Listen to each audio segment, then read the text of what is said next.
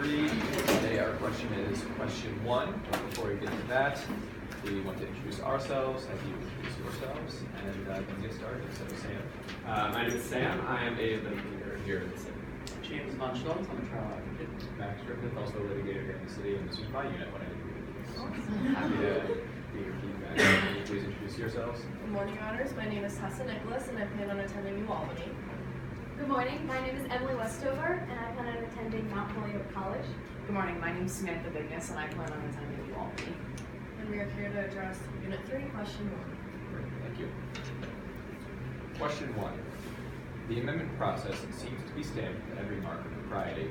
It guards equally against that extreme facility which would render the Constitution too immutable, and that extreme difficulty which might perpetuate its discovered faults. Do you agree or disagree with James Madison's assessment? Why?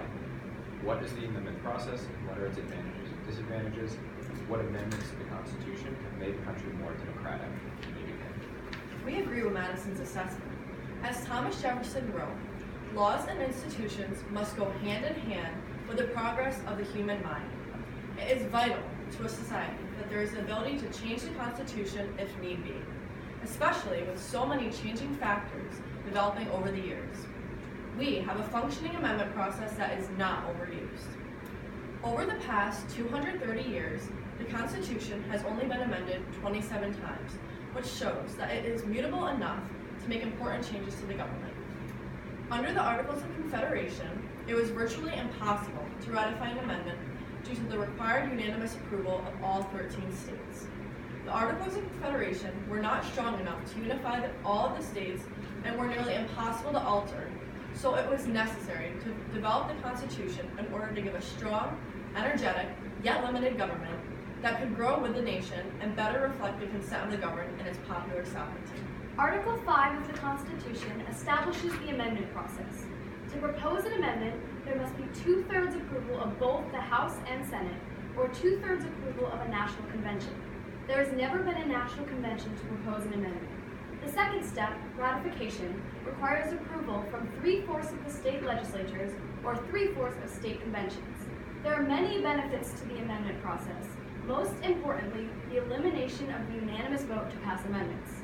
Also, it requires that Congress proposes amendments and the states ratify them, which ensures that neither level of government can become too powerful. The amendment process ensures that the Constitution can be changed as society changes, but still retain its original structure. The amendment process also has disadvantages, such as that sometimes the amendments take too long or are too difficult to pass because the process goes beyond a simple majority. For example, the Equal Rights Amendment, proposed in 1972, has failed to pass, even though it is considered vital to protecting women's rights within the United States. We've had about 11,000 attempts to amend the Constitution since 1789. 27 amendments have been passed, 10 of them in one shot with the Bill of Rights. A democracy is ruled by the people, where all citizens have power in their government. Many amendments have made our country more democratic. The First Amendment gives us the freedom of speech, assembly, petition, and press. Without the First Amendment, citizens would have no ability to participate in government and to express their views on policies and actions by the government. Without the freedom of press, citizens would not be able to give informed consent in our system of popular sovereignty. The 13th, 14th, 15th, 19th, and 26th Amendment expanded citizenry, provided equal protection under the Constitution, and granted minorities the right to vote. With the expansion of those rights, the government grew towards a more inclusive representation of all citizens. The 17th Amendment gave U.S. citizens the ability to directly elect senators to represent them. The state legislators no longer choose who the senators would be, giving the power to the people. When the people have more of an influence on their government becomes more democratic. Finally, the 24th Amendment gave Americans the power to vote without being subjected to poll taxes, therefore resulting in more participation. The amendment process is indispensable. As Jefferson noted, institutions must advance to keep pace with the times. We might as well require a man to still wear the coats which fitted him as a boy. Thank you. Now, you spoke very positively about the amendment process and about amendments generally. curious if you think there's any room for improvement in the process, and if so, what is it? I believe that there is room for improvement within the Constitution and within the amendment process. For instance, although the Fourth Amendment does give the states and the people the right, the implied right to privacy under Griswold v. Connecticut, there is not a guaranteed right under the Fourth Amendment, and I believe that acts such as the Patriot Act have imposed upon our natural rights and have infringed upon our privacy as a nation. I think that the way the amendment process is laid out currently works very well because it allows for the federal government and the state governments to have power in the amendment process.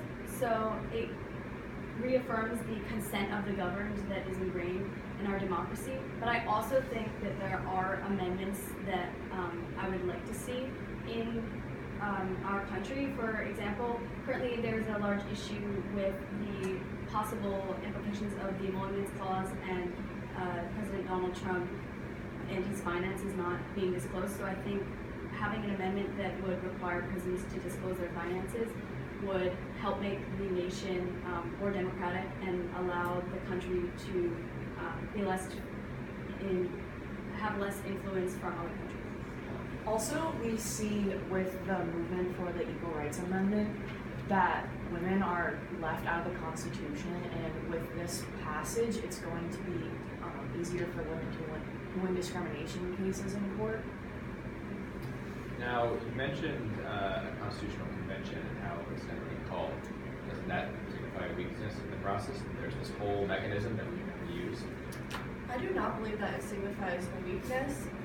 In many other countries, they have constitutional conventions approximately every 10 years, whereas in the United States, our Constitution has held up for over the past 230 years. I respectfully disagree with my colleague. I think that calling a national convention would be helpful to possibly have an open dialogue about the issues that we have with our Constitution. Currently, there is a movement to call a constitutional convention, and so far, 27 of the required 34 states have approved this. And I think a good way to go about this would be to have a vote on having a constitutional convention every 10 years, like we do in New York State. I do not think that a constitutional convention is necessary, considering we do have the amendment process that's laid out in Article 5, which allows citizens to voice their consent of the governed and talk about and collaborate on different ideas that they believe should be included in the Constitution through the amendment process. Do you think it's a problem or maybe even undemocratic that in the ratification process each state has an equal say regardless of their population?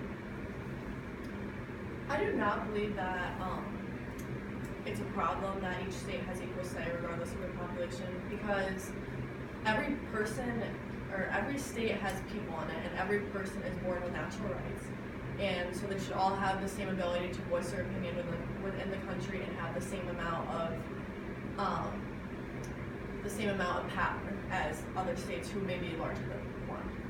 States with larger population, if it was based on the proportional representation, so the amount of people in a state, it would give larger states much more power than less populous states, and I think that would shift the balance of power and make small states nearly irrelevant. So are states a better reflection of the consent of the governed than the actual individuals being governed? No, I believe that the individuals being governed expresses more popular sovereignty, because the people themselves individually have different beliefs and they might be able to come together as a collective group, but each person fosters different ideas. When was the last time an amendment was actually ratified? The last amendment, the 27th Amendment, became part of the Constitution in 1992, which is a significant time ago. So I think that that's a possible issue with the amendment process, is that we haven't had an amendment in such a long time. We are close, though, to, again, with the Equal Rights Amendment, bipartisan lawmakers are currently in Virginia trying to get the passage of the Equal Rights Amendment, so we are close to including that amendment in our Constitution. It was noted in your opening statements that the Articles of Confederation were nearly impossible to amend, and the amendment process of the Constitution was in response to that. Wouldn't you say 27 out of 11,000 proposed amendments is still pretty much impossible? I do not believe that it's nearly impossible because with the amendment process, the states and the national government both have a say in ratifying an amendment. So if 2/3 of the or 3/4 of the states don't have mutual feelings about a certain amendment being proposed due to majority rule, the amendment's not going to be processed. So because our society is based on majority rule, that is the reasoning behind only 27 amendments. How best can we improve the process? I would argue that I think that the process as it stands is not inherently bad. I think that if the process was easier, then it would be easier for the government to stray from the founders' original intentions with the Constitution and the ideas laid out in the preamble. Also, You can finish it. Also, if you've seen the case Palco v. Connecticut, they looked at ideas that were essential to an ordered scheme of liberty.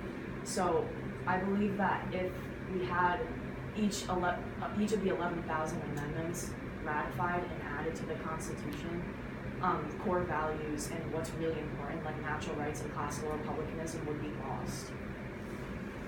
Thank you very much. Good job.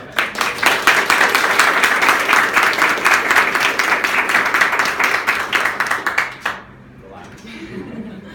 We'll just give you some brief comments, and yeah, I'll begin. I thought you did a very, very good job.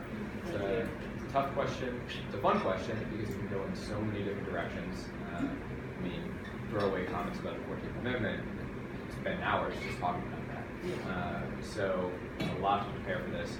You did a very, very good job building a good foundation. I don't think there was any question where you seemed unable to respond with good facts, good evidence, and I liked the disagreement within your unit. When you come out with such a strong opinion in any direction, in your case it was in favor of the strength of the amendment process, be prepared to field questions kind of probing whether that position can hold up. I think we gave you guys a lot of questions about, what can be improved, what can be done. You're going to get those when you state a strong position, one as strong as you did. But you did a good job responding to it. You want to make sure to answer the question directly, which I think you did. And overall, you did a very good job. So Thank you. Yeah, everybody was clearly very well prepared, and I thought did a very good job of applying all that preparation to the variety of questions and to the comments that your colleagues made. And you did a great job of building on each other or disagreeing with each other, but in a very productive manner. And I thought that was very impressive. And overall, just a very good job. Thank you. All three of you are very passionate about discussing the Constitution. It's very admirable, and congratulations to the teacher. Thank you all. Thank you.